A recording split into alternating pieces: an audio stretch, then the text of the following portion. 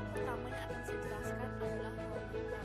Rolmeter adalah alat ukur panjang yang bisa diukur dengan panjang mulai dari 5 sampai 50 meter. Alat ini berfungsi untuk mengukur jarak antar panjang. GPS atau Global Positioning System adalah sistem navigasi yang menggunakan satelit didesain agar dapat mendeteksi posisi secara instan.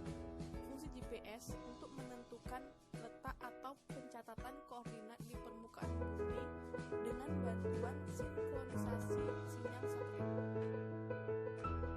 Alat yang ketiga adalah pH meter. Alat ini digunakan untuk mengukur pH air dengan cara mencelupkan selama beberapa menit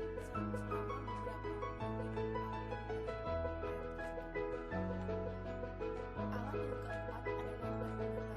Alat ini digunakan untuk mengukur suhu air dan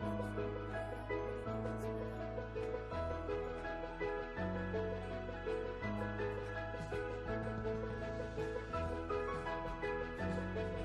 Alat yang kelima adalah kamera underwater atau kamera bawah air. Alat ini digunakan untuk mengambil momen fotografi yang dilakukan di dalam air. Alat yang keenam adalah snorkel. Alat ini berfungsi untuk memudahkan kita bernafas dengan mudah tanpa harus mengangkat kepala keluar dari air. Alat yang ketujuh adalah masker. Alat ini merupakan jendela kedap air yang melindungi sebagian wajah, terutama mata dan hidung dari air. Alat yang kedelapan adalah fins. Alat ini digunakan untuk mempercepat gerakan saat berenang di dalam air. Alat yang kesembilan adalah botol sampel air. Alat ini digunakan untuk menyimpan sampel air yang digunakan untuk pengamatan.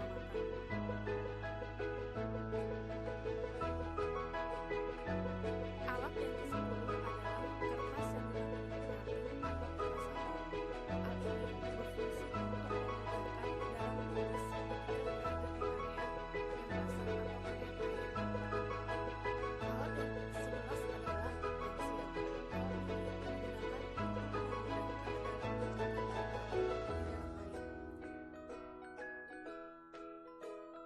Alat yang ke-12 adalah refraktometer. Alat ini digunakan untuk mengukur salinitas di perairan tersebut. Alat yang terakhir adalah lembar identifikasi ikan.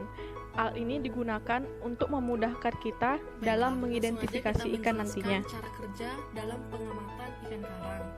Nah, yang pertama Setelah itu kita selesai diawali membahas dengan alat dan bahan, membuat selanjutnya kita akan membahas transek cara kerja. sabuk Namun atau sebelumnya, bel saya akan transek menjelaskan dengan sedikit metode yang membentangkan kita gunakan dalam pengamatan sejauh ini. 50 meter. Nah, pengambilan data ikan karang setiap stasiun dengan metode belt transect secara underwater visual census atau UVC dan Kita foto asumsikan sebagai alat dokumentasi yang ini diawali transek yang kita dari titik nol. bentangkan sejauh 50 meter.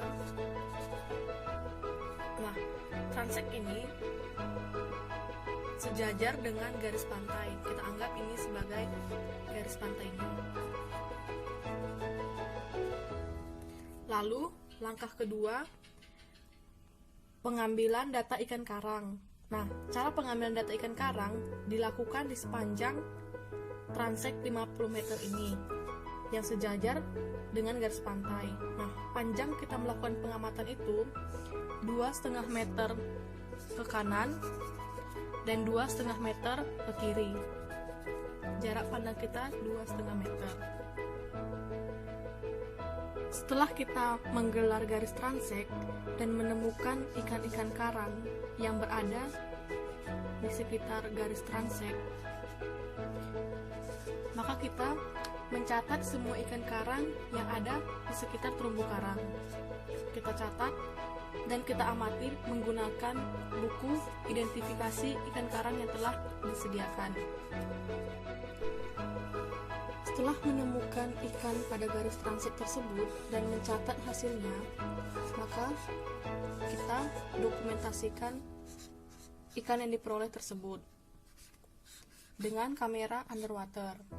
Nah, setelah semua pengamatan ikan tersebut selesai, maka kita melakukan pengamatan parameter fisik lingkungan, yaitu yang pertama kita mengukur suhu udara dan suhu air menggunakan termometer.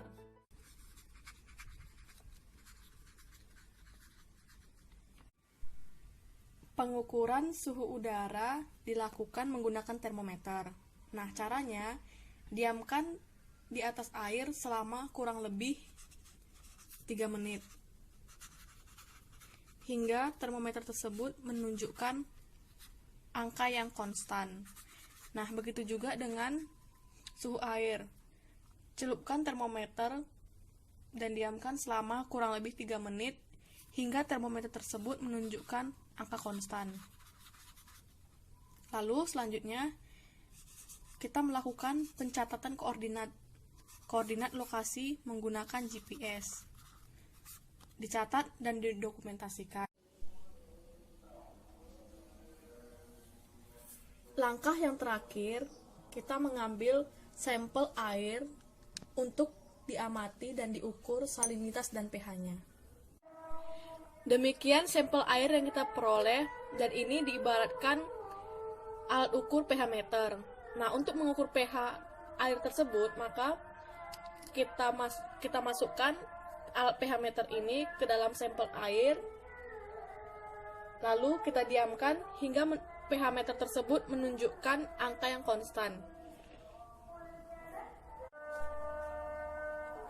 Langkah selanjutnya yaitu melakukan pengukuran salinitas menggunakan refraktometer.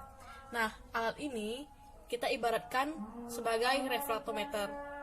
Nah, cara kerjanya itu yaitu kita teteskan beberapa tetes sampel air yang diambil dan dimasukkan ke alat ini. Kemudian diamati pada alat ini. Lihat angka pada jarum refraktometer ini. Selanjutnya, di sini saya akan menjelaskan jenis-jenis ikan karang apa saja yang didapatkan pada simulasi pengamatan ini.